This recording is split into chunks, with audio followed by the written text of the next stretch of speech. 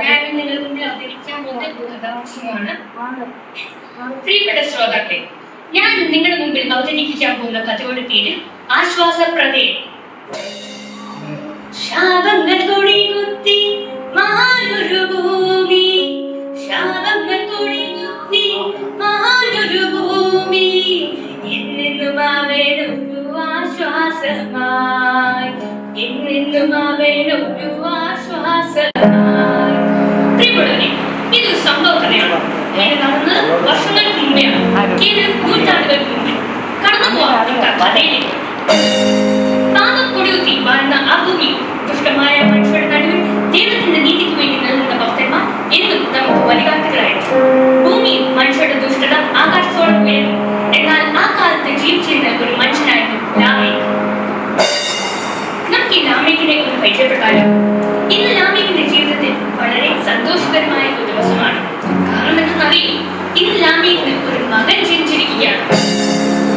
ലാമേക്കിന്റെ കയ്യിൽ സുന്ദരനായ തന്റെ കുഞ്ഞൻ, നിഷ്കളങ്കമുള്ള ഓമനത്വമുള്ള ആ കുഞ്ഞിന്റെ മുഖത്തോട്ട് ലാമേക്ക് നോക്കുമ്പോൾ ലാമേക്കിന്റെ മുഖത്ത് എന്തോ ഒരു പ്രാണത. ലാമേക്ക് ആ കുഞ്ഞിന്റെ മുഖത്തോട്ട് നോക്കി ഇങ്ങനെ പറയുന്നു: മകനെ, നീ ജനിക്കാൻ പോകുന്നത് വളരെ വർഷങ്ങൾ നിറഞ്ഞ ഒരു തലമുറയിലാണ്. അതുകൊണ്ട് ആ ശപിക്കപ്പെട്ട തലമുറയ്ക്ക് നീ ഒരു ആശ്വാസമാകണം. അതുകൊണ്ട് ഞാൻ നിനക്ക് നോഹ എന്ന് പേര് നൽകുന്നു. പേരിന്റെ അർത്ഥം ആശ്വാസം എന്നാണ്. അതാണ് പ്രിയപ്പെട്ടവരെ നമ്മുടെ കഥാനായകൻ നോഹ. ദൈവത്തിൻ പൈതലായി നോഹ ജനിച്ചപ്പോൾ ഭൂമിയിൽ അവനൊരു ആശ്വാസമായി. ദൈവത്തിൻ പൈതലായി നോഹ ജനിച്ചപ്പോൾ ഭൂമിയിൽ അവനൊരു ആശ്വാസമായി. ശാപങ്ങൾ കൊടികുത്തി മാനൊരു ഭൂമി, ശാപങ്ങൾ കൊടികുത്തി മാനൊരു ഭൂമി, എന്നെന്നും അവനൊരു ആശ്വാസമായി, എന്നെന്നും അവനൊരു ആശ്വാസമായി. ദൈവഭക്തിയിലും ദൈവകൃപയിലും നമ്മൾ നോഹ കുഞ്ഞുവാളും. വർഷങ്ങൾ കടന്നു നമ്മുടെ നോഹ വിവാഹം കഴിഞ്ഞു കുഞ്ഞുങ്ങളാണ്. ഇപ്പം അവരുടെ കല്യാണം കഴിഞ്ഞ് കുടുംബമായി നോഹ ജീവിക്കുന്നു. ആ കാലത്തെ മനുഷ്യർ ജീവിച്ചപോലെ നമ്മുടെ നോഹ ആയിരുന്നില്ല. കാരണം പ്രത്യേക നല്ല വ്യക്തിത്വവും സ്വഭാവ ഗുണങ്ങളും ഉള്ള ഒരു വ്യക്തിയായിരുന്നു നമ്മുടെ കഥാനായകൻ നോഹ.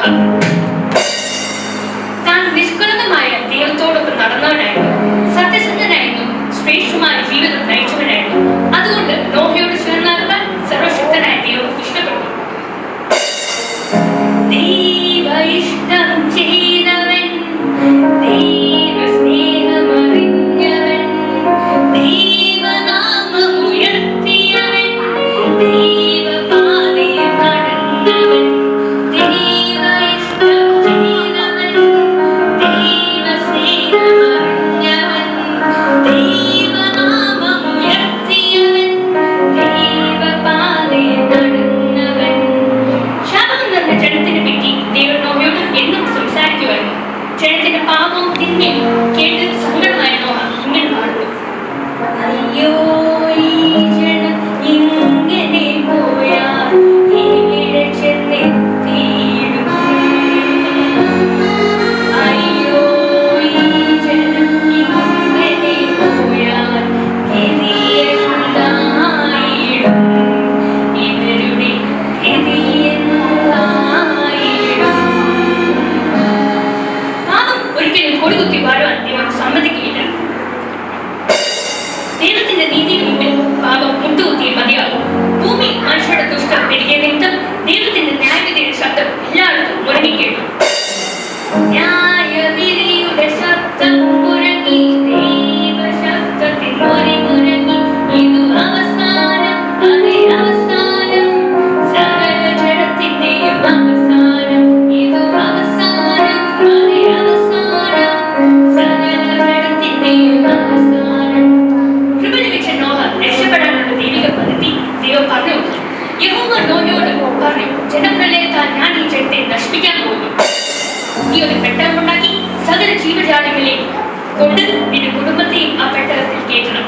നമ്മുടെ നോഹ അങ്ങനെ ദൈവിക പദ്ധതിക്കായി ഒരുങ്ങിക്കഴിഞ്ഞു. നോഹ തന്റെ 3 മക്കളുമായി പെട്ടകത്തിന്റെ പണി ആരംഭിച്ചു. ദൈവം പറഞ്ഞ പ്രകാരം ഗോപുരം വരം കൊണ്ട് 300 മുഴം നീളവും 50 മുഴം വീതിയും ഒരു വാതിലും 3 തണ്ട്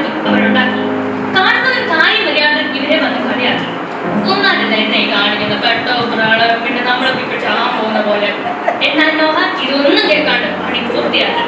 കുടുംബത്തോടൊപ്പം അവൻ കയറി സകല ജീവജാലങ്ങളെയും കയറ്റി. ബാക്കിയുള്ളവരാരും കയറില്ല.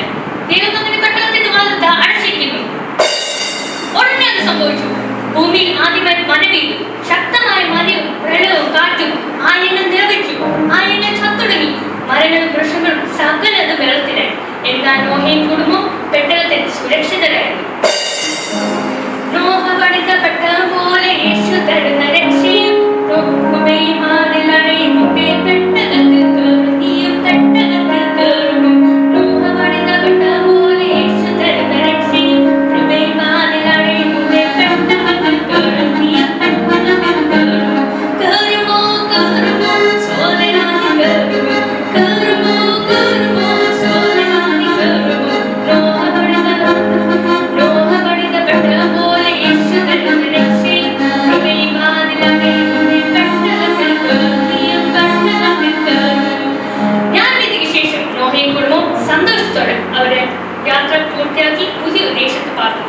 ഏതാണ്ട് 950 വർഷങ്ങൾ ജീവിച്ചതിന് ശേഷം നോഹ മരണപ്പെട്ടു. പ്രിയമുള്ളവരെ, നമ്മുടെ പ്രതിസന്ധി കർത്താവിനെ തന്നെ ആശ്രയനാഥനായി വെച്ച് വിശുദ്ധയോടെയും വേർപാടോടെയും ജീവിച്ചാൽ ദൈവം നമ്മളെയും നമുക്കുള്ളതിനെ മാനിക്കും. എല്ലാ